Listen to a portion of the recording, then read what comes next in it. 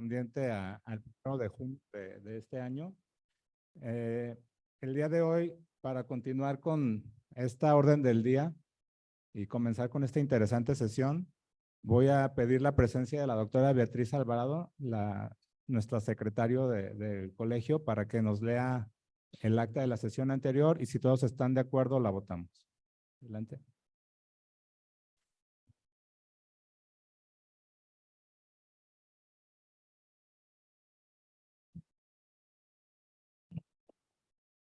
Buenas noches.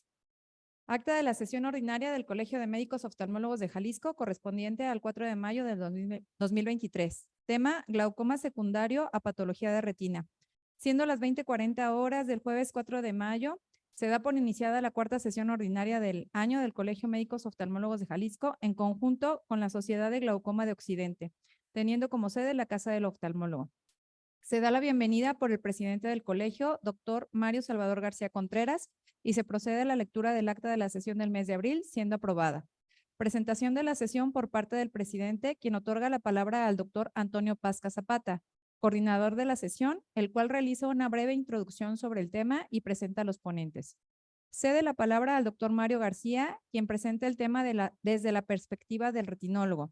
Inicia enumerando las causas que condicionan glaucoma después de cirugía vitreoretiniana, pudiendo ser de ángulo abierto, secundario a expansión de gas, inflamación, silicón en cámara anterior, esteroides o células fantasma, o de ángulo cerrado, por edema de cuerpo ciliar, fibrina, gas o silicón. Explica las propiedades físicas del silicón que pueden llevar a hipertensión ocular por tamponamientos. Presenta un caso clínico al respecto. Describe los mecanismos de hipertensión ocular por el aceite de silicón, bloqueo pupilar, sobrellenado, elevación crónica por migración a cámara anterior o trabeculitis. Explica los posibles tratamientos y que la decisión dependerá del comportamiento de la hipertensión. Hace mención del riesgo de hipertensión con otro tamponamiento como el gas intravítrea. Es importante conocer las características de los gases utilizados con respecto a la dosis recomendada, la concentración, el tiempo de expansión para su uso y hacer recomendaciones adecuadas al paciente. Presenta un caso clínico relacionado a hipertensión ocular secundaria a cerclaje escleral, con el cual aborda el mecanismo por el que puede producirse el incremento de presión y de igual manera refiere los tratamientos recomendados.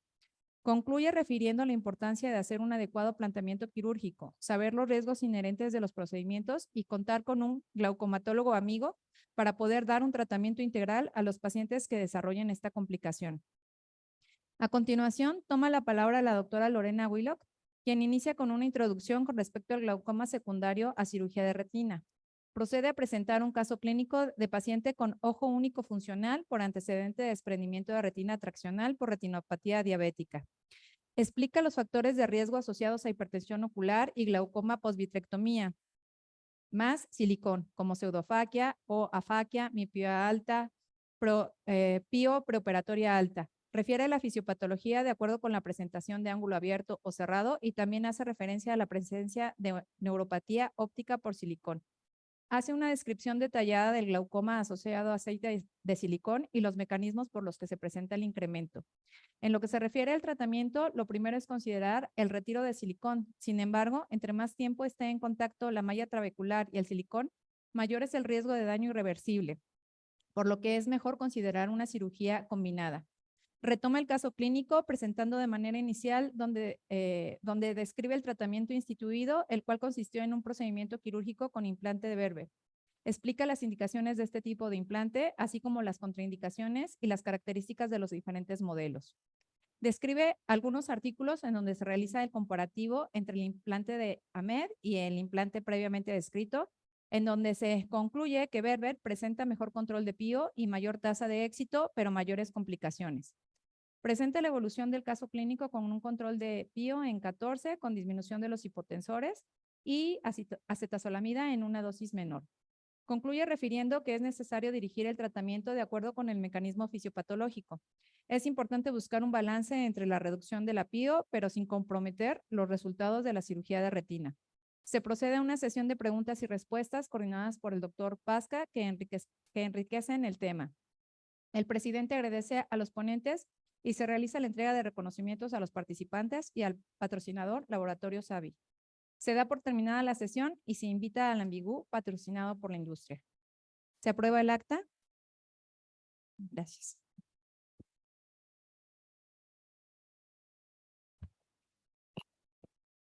Muchas gracias, doctora Alvarado. Bien. ¿Para dónde oír? Bien, hablar de neuritis óptica, pues la verdad es una entidad bastante compleja, ¿no? Quienes estamos en un lugar de referencia, un tercer nivel y sobre todo que nos dedicamos al área de retina, pues muchas veces son pacientes que nos mandan por una pérdida de visión que generalmente atribuyen a la retina, pero que puede tener alguna otra manifestación. Entonces, realmente es un tema que creo que muchas veces está subdiagnosticado, ¿no? Está muy presente en nuestra práctica clínica diaria, pero a veces no lo podemos abordar adecuadamente. Es por eso que quiero presentar el día de hoy a alguien experto, la doctora Cintia Ramos Castellón, que es la presidenta actual de la Sociedad de Órbita Oculoplástica y Vía Lagrimal de aquí del estado de Jalisco. Es una doctora que tiene una presencia bastante importante. Ella es egresada de aquí de la Universidad Autónoma de Guadalajara de la carrera de medicina y realizó la especialidad en el Hospital Conde de Valenciana, asimismo que la alta especialidad en órbita y oculoplástica. Y bueno, tengo la fortuna de compartir una institución con ella en el que veo que es muy querida por sus pacientes y en el que reconozco el gran valor que tiene. Entonces, Cintia, te pido por favor que pases para que continúes con la sesión.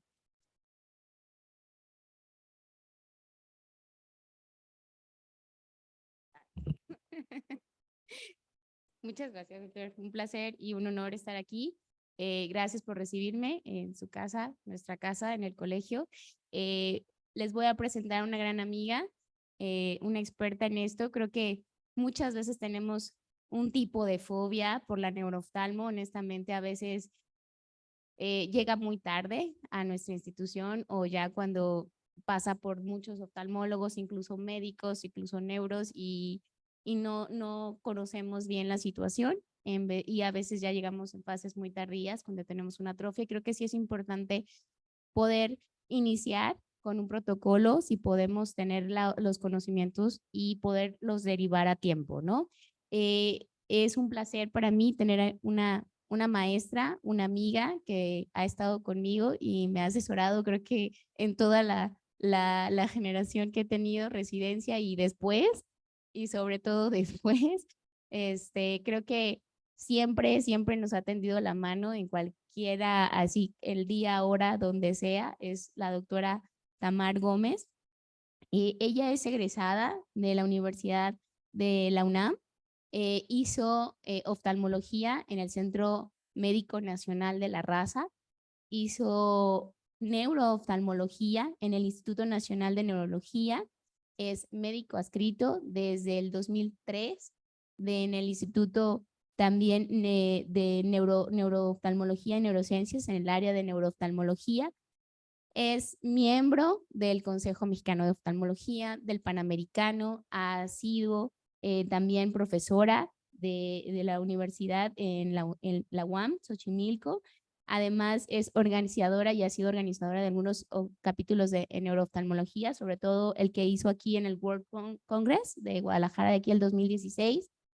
Y bueno, ha publicado, ha sido autora en algunas publicaciones, tanto de libros como de las publicaciones científicas que tenemos algunos artículos.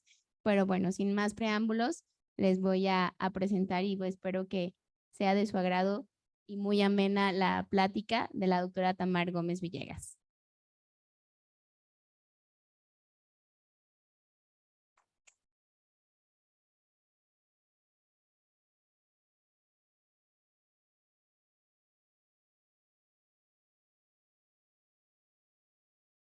Bueno, muchas gracias, doctora Cintia, por la introducción.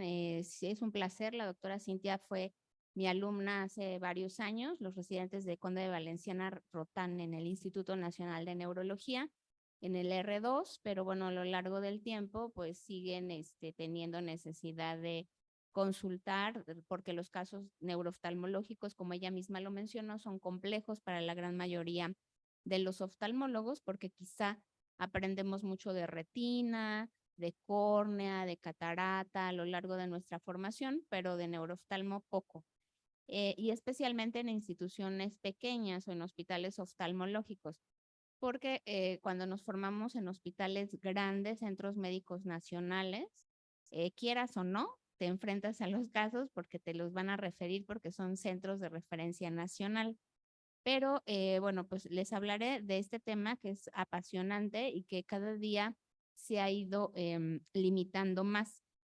Lo que antes llamábamos neuritis óptica, realmente hoy ya no es todas las neuritis ópticas que conocíamos antes, ahora ya se llaman neuropatías ópticas. Por ejemplo, las neuritis ópticas infecciosas ya no se consideran neuritis ópticas, ya se consideran neuropatías ópticas infecciosas. Entonces, realmente les hablaré el día de hoy de las neuritis ópticas que tienen que ver con un proceso desmielinizante.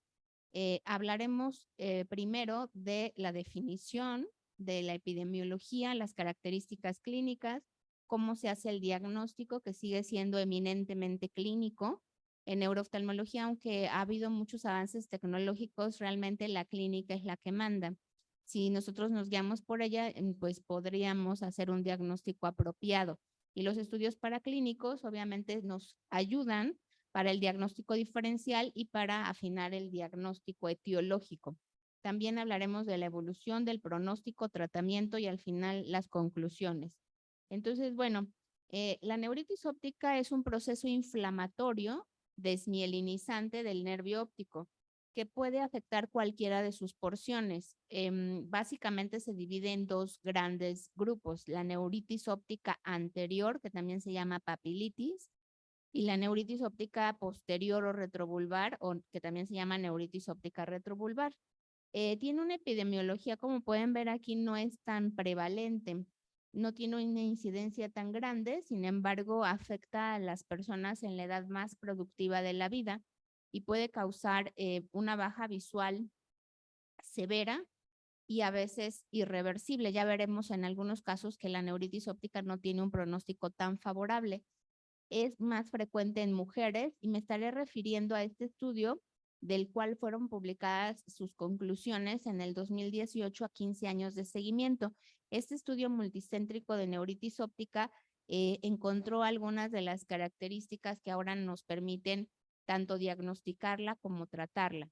Y vemos que también las personas afectadas son en la edad más productiva de la vida. Es más frecuente en primavera en sitios de la latitud norte, aunque no necesariamente. Aquí nosotros tenemos también una alta incidencia de neuritis óptica, aunque no tengamos una población tan caucásica. Y bueno, entonces es una inflamación idiopática del nervio óptico que causa disfunción del mismo, desmielinizante, subaguda, unilateral, retrovulvar y que tiene un buen pronóstico. Estas son las características de la llamada neuritis óptica típica, porque hoy se divide en dos grandes grupos, la típica y la atípica. En la típica, bueno, entonces vemos que generalmente es una paciente mujer de 20, 30 años de edad que tiene una baja visual a lo largo de 5 a 7 días, que presenta dolor retroocular y característicamente tiene el fondo de ojo normal, porque si es papilitis, pues eso ya es atípico y tiene un buen pronóstico de recuperación visual porque en general después de unas 4 a 8 semanas el paciente recupera buena agudeza visual. ¿Cómo diagnosticamos a un paciente con neuritis óptica? Pues porque viene aquejando disminución de la agudeza visual en grados variables que pueden ir desde el 20-30 hasta la no percepción de luz. Casi siempre esta baja visual es moderada, es unilateral, está asociada o está precedida por dolor ocular y algunas veces, especialmente ahora por la pandemia, después de la pandemia hemos encontrado pacientes que lejos de describir un escotoma negativo o ver una mancha negra, tienen escotomas positivos. También algo característico es que el paciente tiene discromatopsia al verde y al rojo, Si el defecto es unilateral, va a tener defecto pupilar aferente y se presenta este fenómeno de UTOF, que consiste en que cuando el paciente se expone a altas temperaturas, ya sea que se bañe con agua caliente, que haya mucho sol, etcétera, va a tener empeoramiento de los síntomas.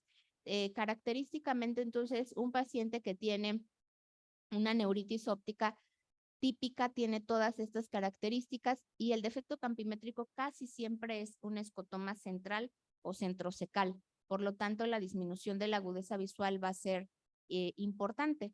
Entonces, ¿qué hacemos cuando nos llega un paciente con baja visual? Bueno, pues tenemos que hacer diagnóstico diferencial. No necesariamente el nervio óptico es el afectado. El paciente puede tener una neuropatía óptica de otro tipo, como la isquémica, que es más frecuente en adultos mayores que tienen uno o varios factores de riesgo vascular, diabéticos, hipertensos, etcétera, o la neuropatía óptica isquémica de tipo arterítica, que se da en pacientes más grandes, generalmente de 75, 80 años de edad, que tienen arteritis de células gigantes. También las neuropatías ópticas hereditarias se pueden presentar como una baja visual aguda o subaguda, y los pacientes con neuroretinitis que obviamente van a tener, además de edema papilar, van a tener edema macular. Entonces, el diagnóstico diferencial es muy amplio y obviamente no debemos considerar un solo dato clínico, debemos considerar todo el contexto de la historia del paciente, la exploración, no solo un parámetro de exploración, sino toda la exploración para llegar a un diagnóstico. El estudio de ONTT o estudio multicéntrico de neuritis óptica que corrió en los años 90, encontró que, bueno, pues es muy importante realizar resonancia magnética tanto de encéfalo como de órbitas, porque los pacientes pueden tener no nada más un proceso inflamatorio del nervio óptico, como ustedes pueden ver aquí en la secuencia T2, como hay un realce patológico que afecta tanto a la vaina del nervio óptico como al nervio óptico en sí, sino además algunos pacientes pueden tener lesiones desmielinizantes a nivel del encéfalo y eso cambia completamente el pronóstico y la evolución, porque estos pacientes que tienen lesiones a nivel encefálico van a tener mucho más riesgo de desarrollar esclerosis múltiple. Estudios paraclínicos, además de la resonancia magnética que nos ayudan a definir o a saber cómo está funcionando el nervio óptico, que no usamos tanto los oftalmólogos, pero los neurólogos los usan mucho, están los potenciales visuales evocados. Los potenciales visuales evocados van a mostrar un retraso en la latencia de la onda P en los pacientes que tienen neuritis óptica y se va a observar cómo esto, después de una remielinización que en promedio lleva de 2 a 3 meses, existe mejoría. Entonces, es una cosa de pronóstico para saber si un paciente mejora, obviamente, hacer este estudio. Básicamente los neurólogos lo piden con fines también de seguros médicos que quieren dictaminar si un paciente va a meritar un tratamiento adicional al tratamiento convencional para la neuritis óptica. Y otro de los estudios que nos puede servir en el diagnóstico y seguimiento de neuritis óptica es la tomografía de coherencia óptica. La OCT de los pacientes con neuritis óptica en la etapa aguda no es tan útil porque si es papilitis podemos tener una sobreestimación de la capa de fibras nerviosas y podríamos tener aumentada la capa de fibras nerviosas, aunque realmente el paciente no la tenga aumentada, sino simplemente es el edema que existe. Pero en la etapa crónica es importante hacerla porque sobre todo las neuritis ópticas asociadas a esclerosis múltiple van a dar una reducción de la capa de fibras nerviosas en sector temporal, mientras que las neuritis ópticas asociadas a otra enfermedad que vamos a ver más adelante, que es la neuromielitis óptica, dan una pérdida visual mucho más generalizada en la capa de fibras nerviosas. También vamos a encontrar una reducción en el complejo de células ganglionares plexiforme interna en pacientes que tienen neuritis óptica. Y acá ven un ejemplo de esto a lo largo del tiempo. En el paciente en la etapa aguda pareciera no tener mayor afección y en este otro caso ya se muestra con una mayor afección. O sea, obviamente este estudio es un estudio que de manera secuencial nos permite saber el grado de recuperación de un paciente. Las neuritis ópticas tienen un buen pronóstico en la gran mayoría de los casos porque las asociadas a esta enfermedad desmielinizante, que es la esclerosis múltiple, van a tener buena recuperación visual en el primer mes de seguimiento o en el segundo mes. Sin embargo, cuando el paciente tiene una afección severa, es un paciente que solamente percibe luz cuando llega a su déficit máximo, probablemente tarde más en recuperarse. También algunos pacientes no se recuperan al 100%, quedan con cierto daño en la percepción al color, en el contraste, en el campo visual, en la reflectividad pupilar. Y no es raro ver que un paciente que tuvo neuritis óptica ya tiene algún sector del nervio óptico afectado de manera persistente con palidez. Y obviamente vamos a ver secuelas tanto en el campo visual como en el OCT. Existe un bajo riesgo de recurrencia en pacientes que tienen una resonancia magnética normal. Sin embargo, en pacientes que tienen una resonancia magnética anormal, el riesgo de recurrencia realmente es bajo, es alto. Y aquí el tratamiento, bueno, el tratamiento es una gran controversia. En Europa, la gran mayoría de las veces, los pacientes que tienen agudezas visuales, a pesar de tener neuritis óptica mejores de 20/200, se dejan evolución natural.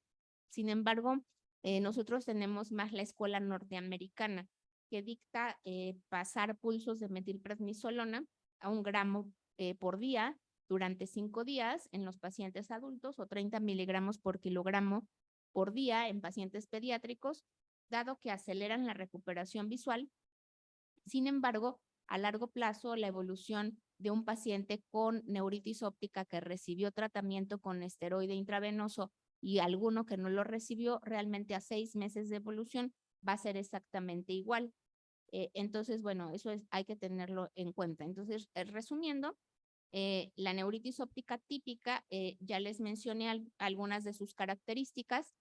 Consiste en un proceso inflamatorio del nervio óptico, que es la principal causa de neuropatía óptica en menores de 50 años. Es unilateral, generalmente subaguda, causa discromatopsia, dolor ocular, y la agudeza visual retorna a niveles mejores de 20/40 en los primeros 2 meses. En cambio, todo lo que se sale de este patrón es una neuritis óptica atípica.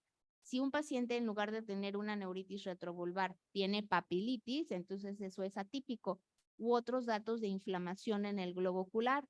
Cuando debuta con su primer episodio después de los 50 años, eso es atípico. O cuando se hace dependiente de los esteroides, que al bajar la dosis del esteroide, el paciente recurre en síntomas o nuevamente tiene baja de la agudeza visual, o ya tiene una enfermedad sistémica, ya sea infecciosa o autoinmune conocida. Cuando nosotros tenemos un paciente con estas características, el protocolo de estudio debe ser mucho más amplio. Obviamente tenemos que valorar si el paciente ya tiene una enfermedad sistémica autoinmune, actividad de la misma a través de reactantes de fase aguda o de ciertos anticuerpos. Cuando tiene una enfermedad infecciosa, pues obviamente ver los marcadores séricos que nos indiquen actividad de la misma. Entonces, bueno, aquí ven características. A veces el paciente ya está diagnosticado con una enfermedad neurológica y lo mandan a consulta para saber si realmente tiene un proceso inflamatorio que amerite tratamiento. Tal es el caso del paciente con esclerosis múltiple. A veces sucede lo contrario. Nosotros, a través de una neuritis óptica, realizamos un protocolo de estudio en donde llegamos al diagnóstico de esclerosis múltiple.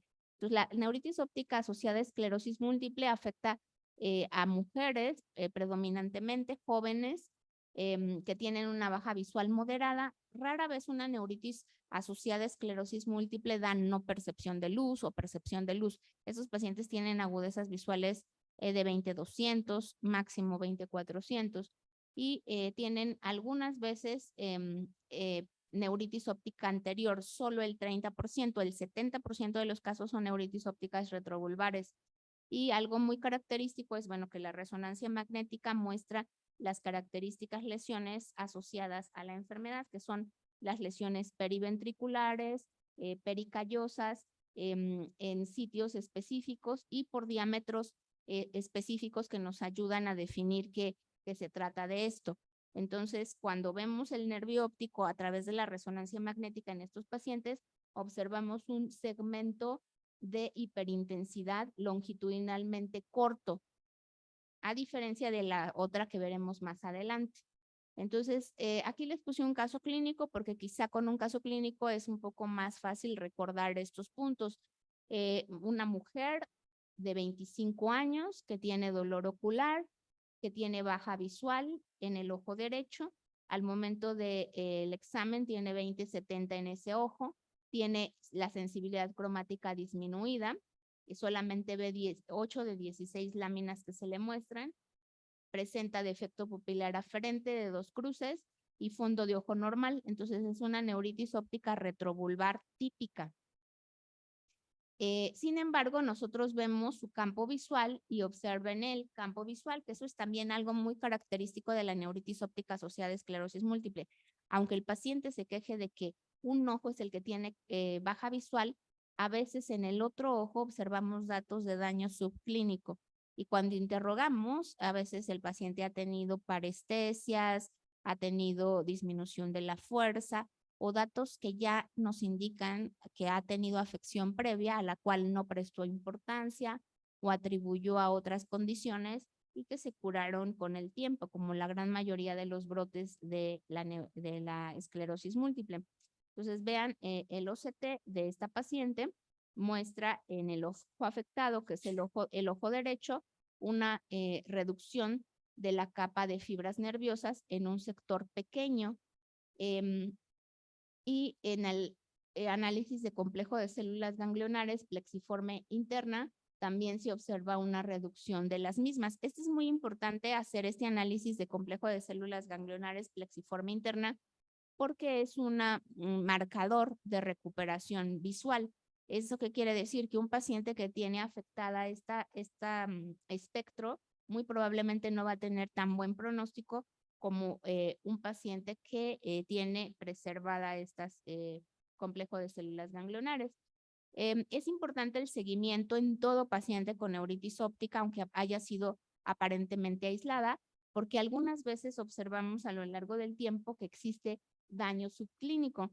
No se alcanza a ver claramente, pero bueno, observamos que la reducción en complejo de células ganglionares ha progresado un poco a lo largo del tiempo. Entonces, eso es también característico de la neuritis óptica asociada a esclerosis múltiple. Y bueno, el tratamiento de las neuritis ópticas, entonces, que dictó este estudio multicéntrico ONTT, es utilizar pulsos de metilprednisolona. Inicialmente se usaban 250 miligramos de metilprednisolona cada 6 horas por 3 días. Actualmente la medida es utilizar 1 gramo por día por 5 días. ¿Por qué se pasó de una cosa a otra? La verdad es que a finales de los 90 vieron que había ligera mejoría mayor o un poco más rápida cuando eran 5 pulsos en lugar de 3. Sin embargo, lo que les comentaba, la función visual a los 5 años no había diferencia entre los grupos tratados con metilprednisolona, prednisona oral o placebo.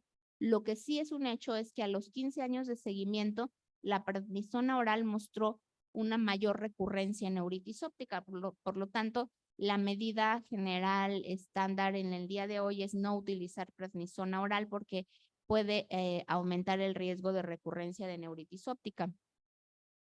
Y a los 15 años de seguimiento, este estudio demostró que es muy importante hacer una resonancia magnética inicial porque de los pacientes que mostraban lesiones desmielinizantes en el inicio, cuando debutaron con una neuritis óptica, hasta el 72% de los pacientes desarrollaron esclerosis múltiple. Entonces, un marcador muy importante para el desarrollo de esta enfermedad es obviamente la clínica, pero aparte que el paciente tenga una resonancia magnética normal.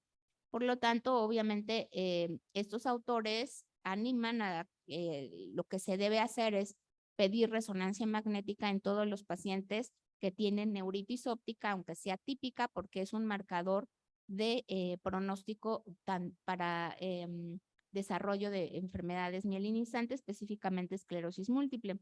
Entonces, Aquí ven el resumen de lo que es la neuritis óptica asociada a esclerosis múltiple, mientras que la neuritis óptica asociada a neuromielitis óptica es más rara, sin embargo es mucho más severa, por eso se ha estudiado tanto. La gran mayoría de los pacientes que tienen este espectro, porque es una amplia variedad de formas de presentación que se llama espectro de neuromielitis óptica, pueden tener mala recuperación visual. Aunque es una enfermedad bastante antigua porque realmente desde 1894 de Vick y Gold la describieron, a partir del 2003 existe un marcador sérico que se puede pedir y con el cual podemos diagnosticar la enfermedad. Pero para hacer más compleja la cosa, solamente un 50-60% de los pacientes que tienen la enfermedad pueden tener ese marcador sérico positivo. Entonces existe un 40% que pueden ser seronegativos y sin embargo tener la enfermedad. ¿Cómo podemos saber? Pues obviamente por la evolución clínica del paciente. Esta es una enfermedad mucho más severa, no tienen buena recuperación visual, da neuritis óptica recurrente y algo muy importante, da mielitis transversa.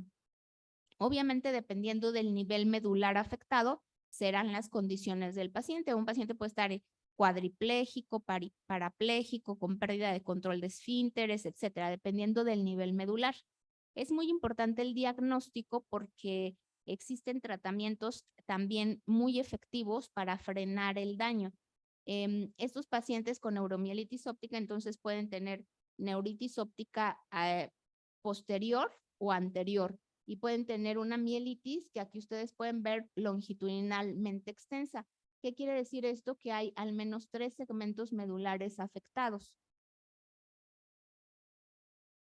Esta es una enfermedad rara, solamente afecta el 0.5 a 10 casos por 100,000 habitantes. Sin embargo, a pesar de ser rara, dado lo devastador del pronóstico, es muy importante su diagnóstico. Es rara en la población caucásica, pero en México tenemos una alta incidencia de neuromielitis óptica.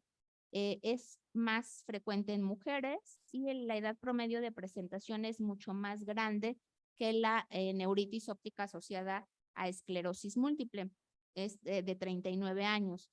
La neuromielitis óptica se diagnostica con este anticuerpo que ya les mencioné que se describió desde el 2003 y es un anticuerpo sérico, son los anticuerpos antiacuaporina 4 o anti-NMO, tienen un 76% de sensibilidad y 99% de especificidad. También se pueden medir en líquido cefalorraquídeo, sin embargo, en líquido cefalorraquídeo no tienen tanta sensibilidad ni tanta especificidad, por lo tanto la prueba sérica es la conducente y es es mucho mejor medirla por un patrón que se llama patrón celular que medirla por ELISA. El ELISA es un poco más barato, pero puede tener ciertos errores. Entonces, la enfermedad espectro neuromielitis óptica consiste en varias características. Da neuritis óptica, da mielitis transversa longitudinalmente extensa, también puede dar síndrome de área postrema. Entonces, a todos los pacientes que tienen una neuritis óptica, especialmente con mala recuperación visual o una neuritis óptica bilateral, hay que preguntarles respecto de la presencia de hipo o vómito, pero este hipo que ha sido atendido por los gastroenterólogos durante 3 o 4 semanas y que obviamente no se les quitaba el hipo a estos pacientes, muy probablemente lo que tenían fue un síndrome del área postrema. También pueden tener narcolepsia y síndromes del tallo cerebral. Sin embargo, lo más común es neuritis óptica, mielitis transversa y síndrome del área postrema. Y bueno, aquí ven ustedes incluso un reporte periodístico que fue publicado en el New York Times en un paciente que obviamente tenía, una paciente que tenía neuromielitis óptica y que bueno, se pensó en otra patología gastrointestinal. Entonces, estas son pacientes un poco más grandes, a diferencia de las pacientes de esclerosis múltiple. Son pacientes que tienen un segmento longitudinalmente muy extenso de afección del nervio óptico. Puede ser toda la región intraorbitaria la región intracraneal y algo muy característico es que el quiasma óptico también esté afectado. También puede haber una mielitis transversa. Entonces, en el campo visual podríamos tener afección bilateral. Es muy frecuente que el paciente con este espectro tenga afección bilateral simultánea y algunas veces esto del síndrome del área postrema. Tiene una mortalidad relativamente alta, hasta de un 32%, y la mortalidad pues es obviamente por las secuelas de la mielitis que deja en nuestros pacientes. El tratamiento de la neuritis óptica asociada a neuromielitis óptica en la etapa aguda es también con pulsos de metilprednisolona. Se usa 1 gramo por kilogramo, un gramo de metilprednisolona por día por 5 días.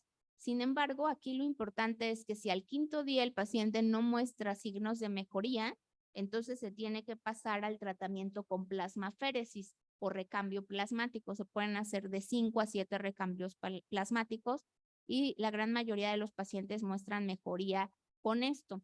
Algunas veces que no hay mejoría, se puede pasar a una tercera forma de rescate que se llama la aplicación de inmunoglobulinas. Obviamente esto, bueno, se tiene que hacer ya dentro de un hospital con todo el arsenal terapéutico que se requiere para esto, bajo vigilancia hematológica, etcétera. Sí, pero hay que hacerlo pronto. Si un paciente tuvo una neuritis óptica asociada a neuromielitis óptica y viene meses después, pues obviamente el tratamiento no va a ser efectivo. En general, se acepta someter a plasmaféresis de 1 mes a 1 mes y medio máximo después de haber iniciado con síntomas de neuritis óptica.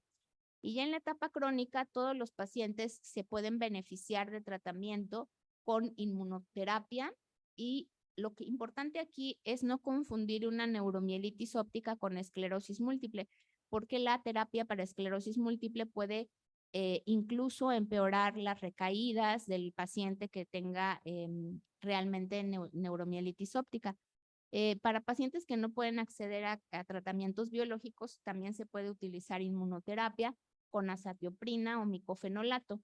Entonces, bueno, en las instituciones que no contamos con tanta terapéutica, podríamos mantener a algunos pacientes con estas terapias, pero hoy ya es mucho más fácil utilizar biológicos como el rituximab, y la gran mayoría les puedo decir que de los pacientes que tenemos con esto en el Instituto de Neurología están en tratamiento con rituximab. Sin embargo, existen otras moléculas que han sido súper efectivas para el tratamiento de esta patología. Tenemos aquí algunas de ellas. Una muy reciente, pero muy cara, es el satralizumab. Sin embargo, el tocilizumab también puede ser efectiva.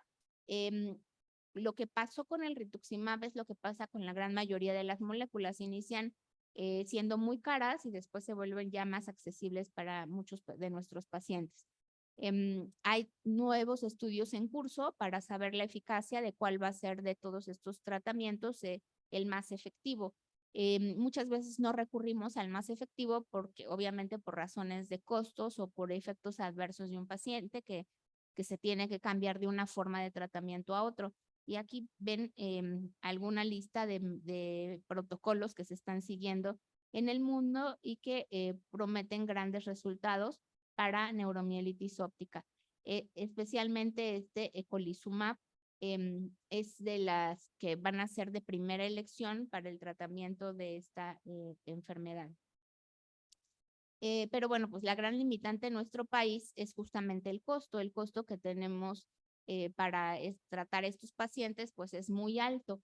El rituximab ya se volvió un poco, estos son costos en dólares, que se volvió mucho más accesible. Se utilizan tratamientos semestrales y logran ser eficaces. La gran mayoría de los seguros médicos los aceptan, pero algunos otros pues todavía ni siquiera sabemos los costos que van a tener. Y finalmente existe una neuritis óptica asociada a una glucoproteína de la mielina del oligodendrocito y se le ha llamado, para no hacer el nombre tan largo y tan complejo, neuritis óptica anti-MOG positivo. MOG es una proteína transmembrana y los anticuerpos anti-MOG, que son inmunoglobulinas G, provocan desmielinización en diferentes regiones, especialmente en la mielina que recubre al nervio óptico, pero también en la mielina que recubre a la médula espinal. A nivel experimental, pues se pueden crear modelos como este que está descrito. ¿Cómo se hace el diagnóstico de esta enfermedad? La neuritis óptica asociada a anti-MOG generalmente es una neuritis óptica recurrente que es papilitis, que da una buena respuesta a los esteroides, pero que cuando se disminuye la dosis del esteroide, el paciente recae en síntomas. Y el diagnóstico por laboratorio se hace a través de una detección también sérica, que se piden así anticuerpos anti-MOG y especialmente en el cultivo celular, igualmente que la azacuaporina 4, que es mejor el cultivo celular que el ELISA. En este es también lo mismo. Entonces, las características son una neuritis óptica recurrente, bilateral, dependiente de esteroides, más comúnmente papilitis que retrovulvar, y el paciente tiene discos ópticos borrados con hemorragias, y aquí ven ejemplos de esto. Bueno, les voy a, los cambios radiológicos en la neuromielitis óptica son diferentes a la esclerosis múltiple. Característicamente a nivel orbitario, se va a provocar un edema no solamente del nervio óptico, sino de la vaina que lo recubre y de la grasa periorbitaria. Entonces se dice que existe como un ensuciamiento de la grasa orbitaria. El segmento del nervio óptico afectado puede ser un segmento no tan largo, a diferencia de la neuromielitis óptica. Y algunos de estos pacientes pueden tener, además de neuritis óptica, mielitis transversa que afecta una parte corta, un segmento corto. También pueden tener encefalomielitis diseminada aguda, especialmente si son niños, que da lesiones en sistema nervioso central desmielinizantes, pero muy grandes a diferencia de la esclerosis múltiple y en un área subcortical o en áreas profundas. Hay muchos criterios diagnósticos, pero el paciente debe cumplir algunos de estos criterios para decir que tiene esta forma anti-MOG positiva. Uno de los criterios obviamente es que el paciente tenga una neuritis óptica recurrente, dependiente de esteroides o alguna de las características encefálicas que ya mencionamos, junto con los hallazgos séricos en laboratorio. Y bueno, un ejemplo para que no lo olviden, este es un paciente, lo más común son niños, pero este es un paciente adulto varón que tiene una neuritis óptica recurrente bilateral acompañada de dolor ocular. Vemos el fondo de ojo y obviamente es una papilitis.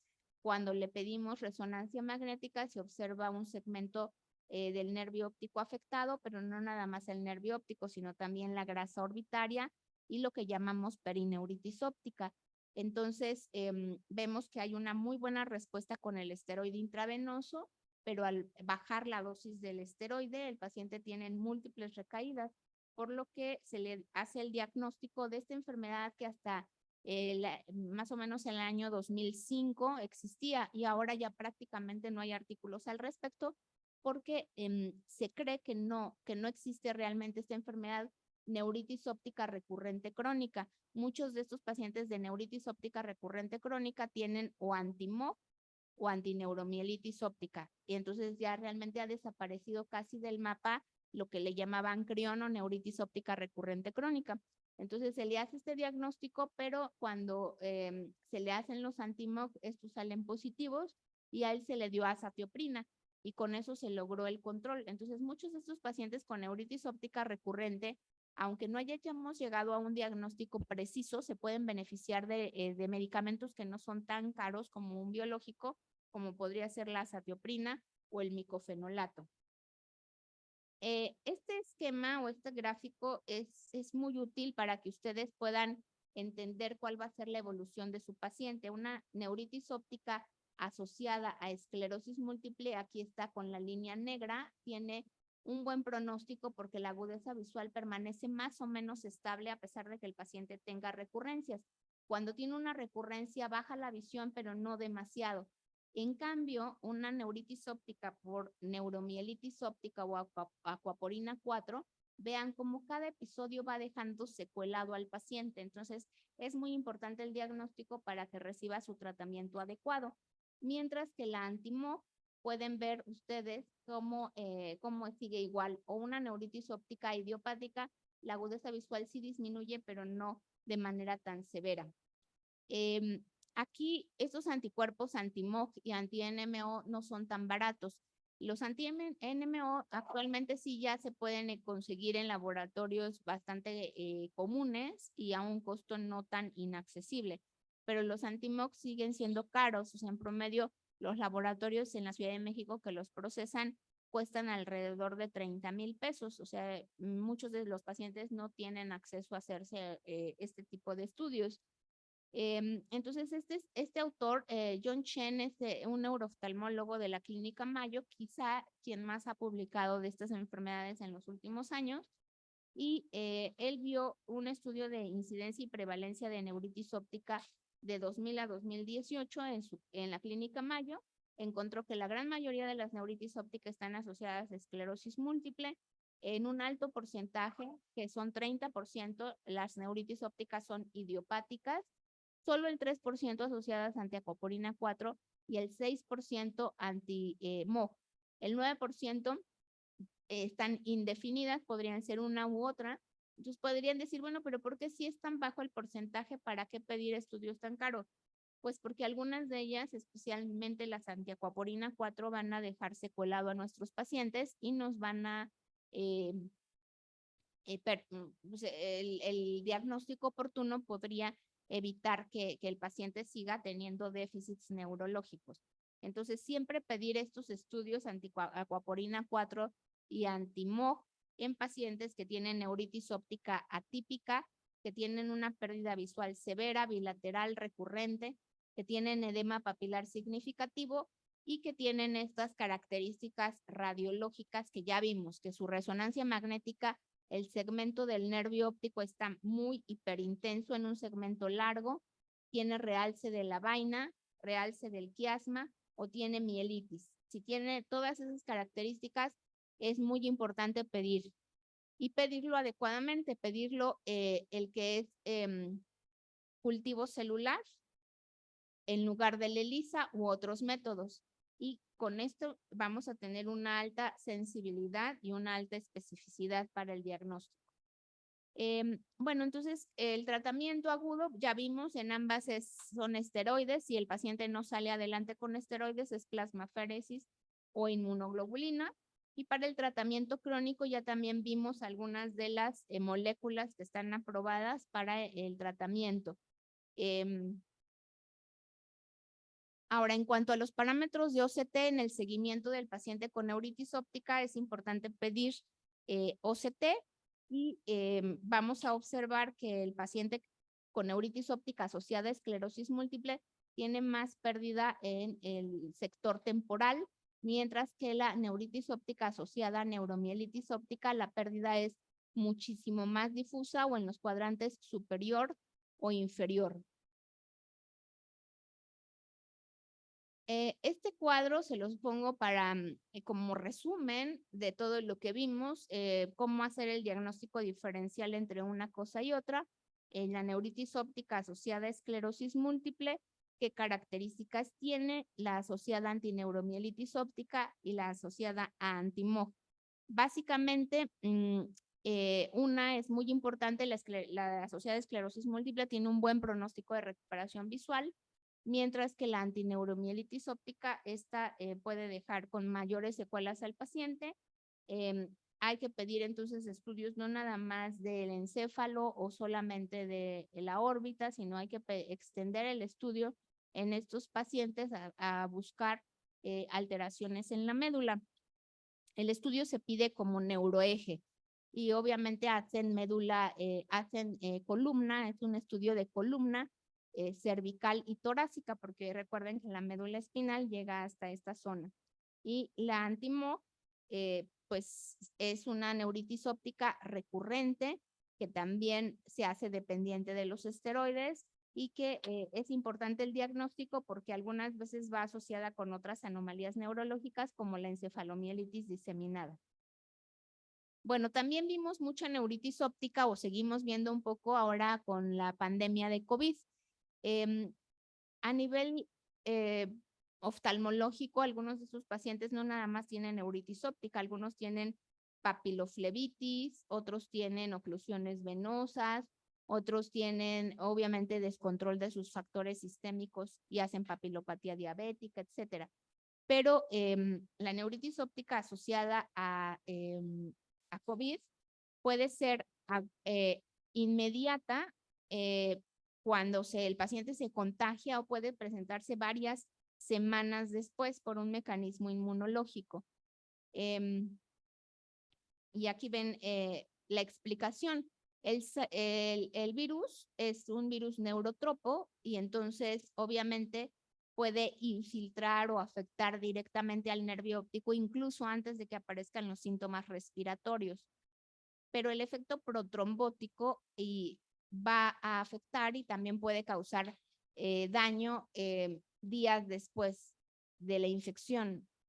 Y algunas veces, varias semanas después, podemos encontrar una respuesta inmune exacerbada y tener una neuritis óptica 2 o 3 semanas después de que el paciente se infectó de COVID. También ha sido detonante la infección por este virus para que un paciente desarrolle una enfermedad sistémica autoinmune, entre ellos, obviamente, la esclerosis múltiple. Hay muchos estudios de esclerosis múltiple en donde está claramente demostrado que el paciente tuvo una enfermedad viral importante a partir de la cual desarrolló la enfermedad. Y esto está sucediendo también con el virus COVID-19. Entonces, puede causar neuritis óptica aislada, puede debutar el paciente con esclerosis múltiple, puede tener encefalomielitis diseminada. Bueno, entonces, ¿cómo se trata la neuritis óptica por COVID o también postvacunal? Porque esa es otra cosa que hemos visto. Se trata igual que las otras neuritis ópticas. Se trata con pulsos de metilprednisolona y la gran mayoría de los pacientes responden muy bien al tratamiento, es decir, no requieren terapias adicionales. Entonces, bueno, pueden ver que actualmente ya definir a la neuritis óptica es mucho más simple, se redujo el tipo de neuritis óptica que antes nosotros conocíamos. Puede ser una enfermedad multifactorial, es un síndrome porque obedece a diferentes causas. Es muy importante siempre indagar la etiología porque existen alternativas terapéuticas tanto en la fase aguda como en la fase crónica para nuestros pacientes. Si nosotros no seguimos a un paciente que tuvo neuritis óptica, probablemente pues lo dejemos desprotegido. Y en cambio, si lo seguimos, gracias a una neuritis óptica, podríamos diagnosticar una enfermedad desmielinizante que tiene ahora, en este tiempo, ya un mucho mejor pronóstico. Existen tratamientos modificadores de la enfermedad para esclerosis múltiple que son altamente efectivos. Y lo que me tocó a mí ver hace 20 años, al inicio de mi carrera como neurooftalmóloga, pacientes en silla de ruedas, con muchas secuelas, hoy ya no es la realidad. Los pacientes que pueden acceder a este tratamiento modificador de la enfermedad tienen escalas de discapacidad baja, pueden hacer una vida casi normal, pueden tener ser como una enfermedad crónica controlable. Siempre entonces hay alternativas y tratamientos y cada día se está haciendo más investigación para ofrecer nuevos tratamientos a nuestros pacientes. Y creo que eso es todo. Muchas gracias. No sé si tengan preguntas, dudas.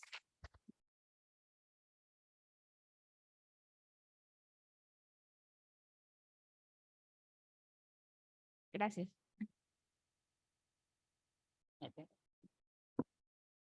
Sí, me gustaría igual, si tienen preguntas o que si quieren compartir algún caso clínico que hayan tenido, su experiencia en este tema, porque realmente neuritis óptica yo creo que todos vemos en algún momento de nuestra vida profesional.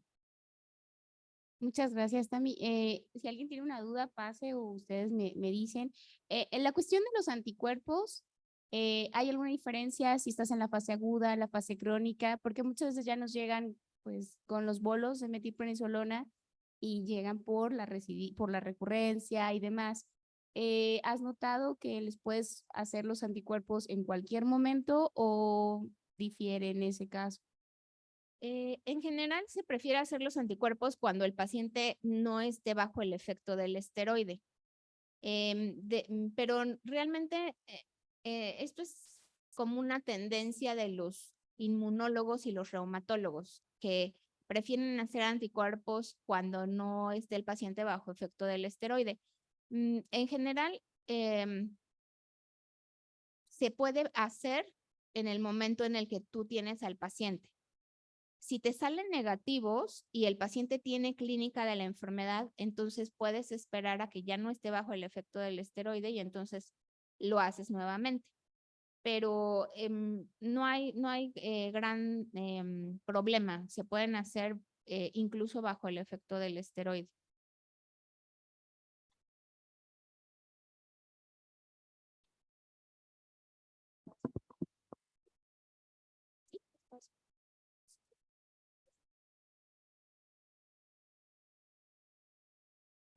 Tamara, quería preguntarte algo que me preguntó ahorita la doctora Maru.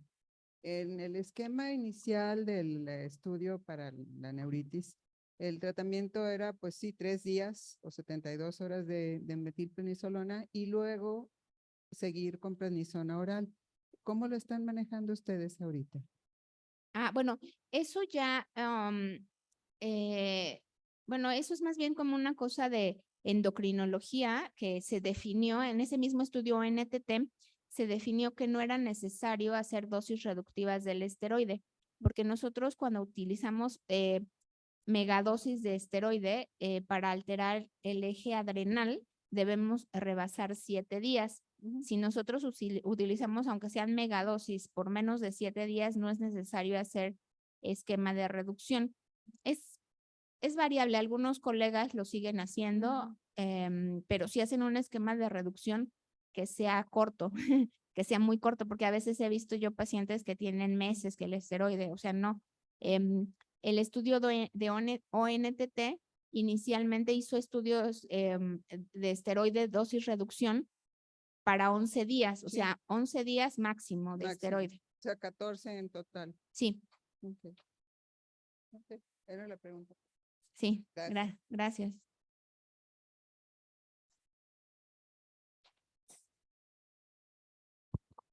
Bueno, yo quisiera felicitar a la doctora Tamar por tan amplia charla. En realidad, la neuritis óptica o el déficit visual es la causa número 1 de neurooftalmología. Siempre es lo que más abarca. Entonces, dentro de esos déficits visual, pues la causa número 1 es la neuritis. Y pues es un síndrome donde ya nos has explicado detrás de ese síndrome todo lo que hay. Lo más común pues es asociado a esclerosis múltiple y en este aspecto quisiera comentar que como lo has mencionado también tú, el pronóstico visual en estos pacientes que cambian o que cursan esclerosis múltiple, el pronóstico visual es bueno porque recuperan la agudeza visual. Sin embargo, a veces los médicos pues les dan muy mal pronóstico a los pacientes y llegan con nosotros diciendo, es que me dijeron que me iba a quedar ciego, en fin. He tenido casos que en la fase aguda tienen una agudeza visual de 20/200, 20/400 y a los 3 meses ya están viendo 20/50 y a los 6 meses hasta 20/30. Entonces sí, como que hay que ser muy cuidadosos. Claro que hay otras neuritis de etiología desmielinizante, como ya las mencionaste, que sí son de más mal pronóstico, como es el caso de la neuromielitis óptica. Son muy devastadoras. Tuve un caso de una paciente como de 30 y algo de edad y llegó refiriendo que había presentado pérdida visual de un ojo, llegó con NPL y en el otro 20/200. A los 6 meses, en el otro ojo 20/200. Entonces, y había tenido episodios de parálisis de sus extremidades que se había recuperado. Entonces, pues sí, sospechando de una neuromielitis óptica, solicitamos los anticuerpos antiacuaporina. Y lo más interesante es que había tenido una hermana con las mismas molestias y ahí la hermana había fallecido. Igual empezó con pérdida visual, quedó parapléjica, digo, en cama, no se movió y se murió. Generalmente, pues, estos casos mueren, pues, por neumonía, por la afección de la mielitis o por otras complicaciones. Entonces, pues sí, efectivamente salieron positivos los anticuerpos y pues esos sí son casos muy, muy severos, muy devastadores. También hacer énfasis en la prednisona, que aunque se dice, se ha dicho, se vuelve a decir, todavía algunos médicos siguen dando prednisona vía oral para la neuritis óptica asociada a esclerosis múltiple.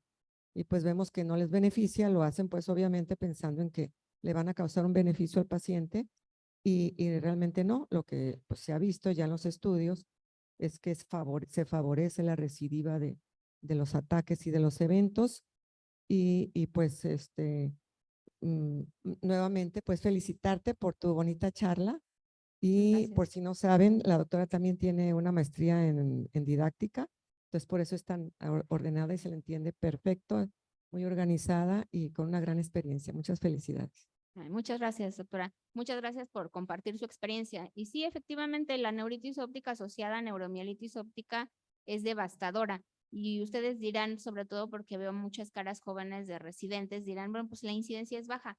Sí, es baja, pero es un paciente que si tú no cuidas va a morir y va a morir, va a dejar mucho tiempo, va a estar secuelado, va a estar incapacitado, va a tener sonda por vejiga neurogénica, va a tener muchas complicaciones. Entonces, la neuritis óptica es el pivote, el síntoma inicial y gracias a él podríamos prevenir muchas cosas. Doctora, buenas noches. Muchas gracias por esta excelente plática.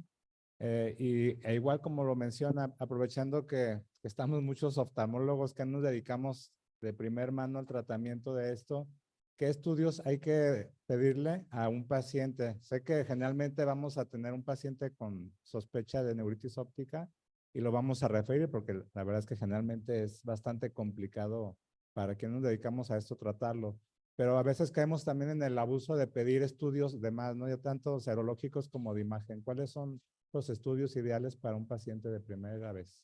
Ajá, un paciente de primera vez con neuritis óptica requiere laboratorios generales, o sea, muy simples, o sea, sobre todo pensando en que una resonancia magnética que va a necesitar va a ser de cráneo, órbitas y necesita tener contraste. Entonces, para poner el contraste necesita tener creatinina, por lo menos, ¿no? Y en los laboratorios generales nos vamos a dar cuenta de que si tiene anemia, si tiene leucopenia, si tiene alguna anomalía que nos impida aplicar los pulsos de metilprednisolona. Entonces, además de esos laboratorios básicos, yo siempre les pido PPD y BDRL, porque no es raro que en los últimos años hemos tenido mucha sífilis. Entonces, un paciente con sífilis puede tener neuritis óptica, tanto papilitis como neuritis óptica retrovulvar. Imagínense, o sea, he tenido también esa experiencia de pacientes que tienen esta patología y les ponen pulsos de metilprednisolona. Obviamente, el pronóstico es peor a largo plazo porque eso activa más al treponema, tienen más replicación, etcétera. Entonces, son estudios muy básicos, les pido eso, la resonancia magnética y nada más. No pido yo OCT de primera intención. Si la agudeza visual es muy pobre, como puede ser cuentadedos, nosotros tenemos allá campimetría cinética. La campimetría cinética tiene esa gran ventaja de que podemos valorar pacientes con agudezas visuales muy bajas, pero si es una campimetría estática y tiene el paciente cuentadedos a 1 metro, pues no tiene caso que lo sientes hacer el campo visual porque va a salir completamente afectado. Y eso sería como lo básico que yo le pediría a un paciente inicial de neuritis óptica. Y ya de acuerdo a lo que vaya saliendo es que dirijo más mis estudios. Si es su primer episodio, solamente pido eso. Cuando es el primer episodio, yo nunca pido ni anti-MOC ni anti-NMO, a menos que vea que ese primer episodio no se recupera correctamente o que tiene una neuritis óptica bilateral y con una pérdida visual muy severa. Muchas gracias, doctor. Por nada. Otra pregunta, eso es en el típico. Si tú ves algo atípico, ¿qué agregarías en este caso pues sí, de Fallow?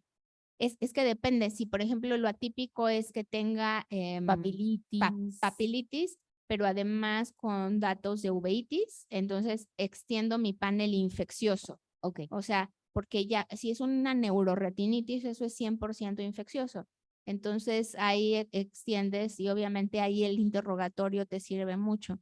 En un paciente con VIH, obviamente es que hay que hacer pruebas tanto treponémicas como no treponémicas, buscando intencionadamente sífilis. En pacientes pediátricos es muy frecuente la enfermedad por arañazo de gato, toxoplasmosis, etcétera. ¿COVID lo pones en el ahorita? Ajá, o ya bueno, no? es que realmente ahorita ya no tanto, pero en un principio que empezó la pandemia y que empecé yo a ver muchos casos, sí les pedía, pero bueno, muchas veces ya ni siquiera eran positivos, porque era en la fase tardía del COVID, o sea, a los pacientes les puede dar neuritis óptica en el momento de la infección, pero también unas 3 o 4 semanas después de la infección de COVID, como una respuesta inmunológica. Entonces, obviamente, ya no estaban con prueba de COVID positiva, pero tenían el antecedente y de todas formas, pues esa fue la experiencia mundial. Se tratan igual, se tratan con pulsos de metilprednisolona para acelerar la recuperación visual, aunque sean por COVID. Esas que son tardías, las que están francamente asociadas al virus en el momento agudo, ahí es obviamente bajo criterio del infectólogo, del neumólogo, dependiendo de la gravedad del paciente. Pero a veces el tratamiento que se utilizó mucho, que fue dexametasona a dosis altas en estos pacientes, pues benefició también a la neuritis óptica. ¿Alguna otra pregunta? Mi última duda, no me acuerdo cómo curvas. En cuestión de la resonancia que pides de médula, ¿cómo la pides? O sea, ¿cómo la solicitas? Obviamente ya vas a interconsulta, me imagino, neurología también, o le das la interconsulta, pero pues ya para que llegue con el estudio de imagen como para ir descartando alguna otra patología más. Se llama neuroeje y básicamente en los laboratorios donde no conocen este estudio se pide resonancia magnética de médula espinal contrastada y les hacen columna cervical y columna torácica, pero obviamente con énfasis a médula.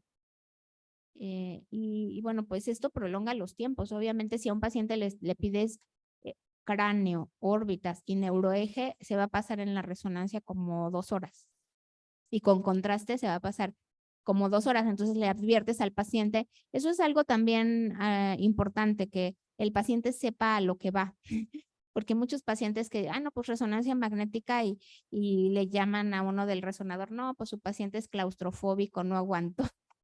Y más con tantos tiempos, ¿no? Entonces sí, hay que concientizarlo mucho de qué se trata. Y la otra cuestión, el costo, ¿no? A veces pues, te dicen, y también, doctor", y tú, pues, ¿cómo le explico, no? Sí. Entonces sí hay que Yo creo que estar, nosotros oftalmólogos debemos pedir cráneo y órbitas y generalmente si ya tiene muchos síntomas como el caso de la doctora Briceño, que la paciente estaba parapléjica y que tenía otros síntomas, ya eso ya es terreno del neurólogo y obviamente vale la pena mejor referirlo y ya él le pedirá los estudios apropiados, completos.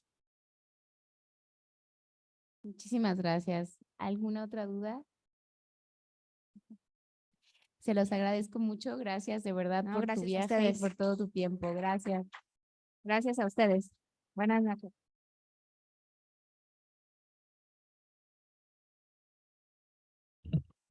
Sí, muchas gracias, doctora Tamar. La verdad, excelente cómo en tan corto tiempo se pueda resumir una información tan amplia, ¿no?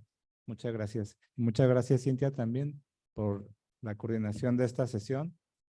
Continuando con los asuntos varios de la sesión, ¿me pasas? ¿Yo? ¿Soy yo? Así. Bien.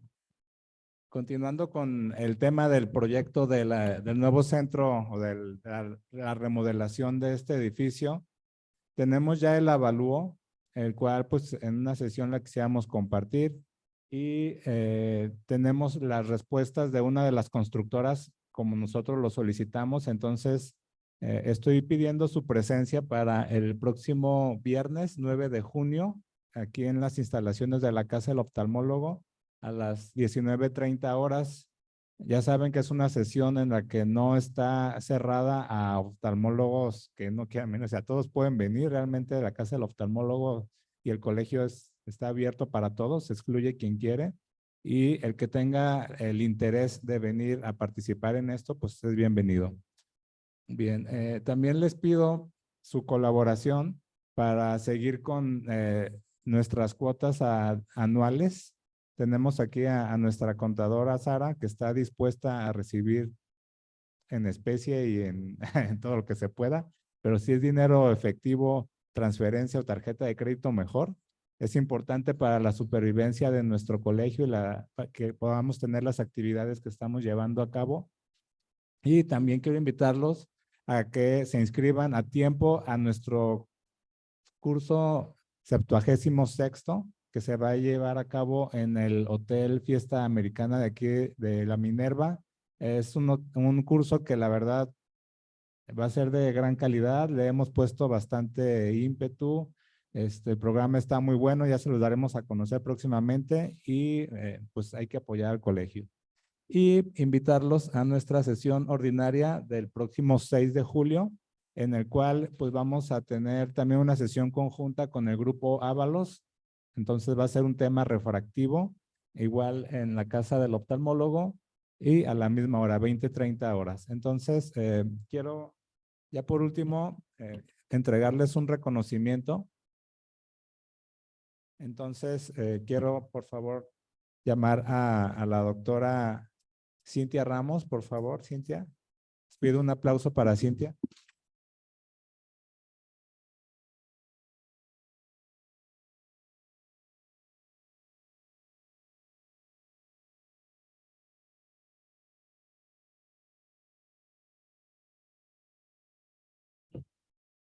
Bien, a la doctora Tamar Gómez, que pues se echó el viaje de la Ciudad de México ya tan complicado que es eso actualmente.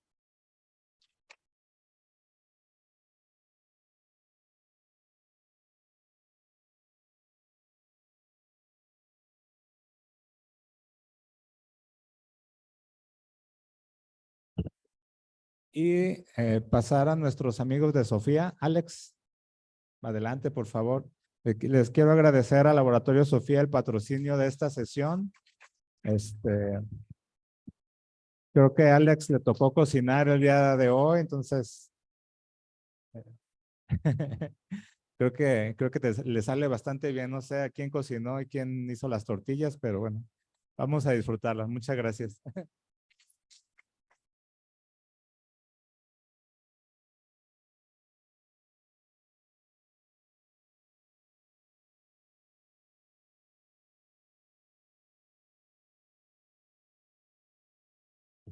Y pues bueno, es el fin de la sesión. Los invito al final de la casa para que disfrutemos este ambigú que nos invitaron, que nos trajeron hoy. Y pues que pasen buena noche.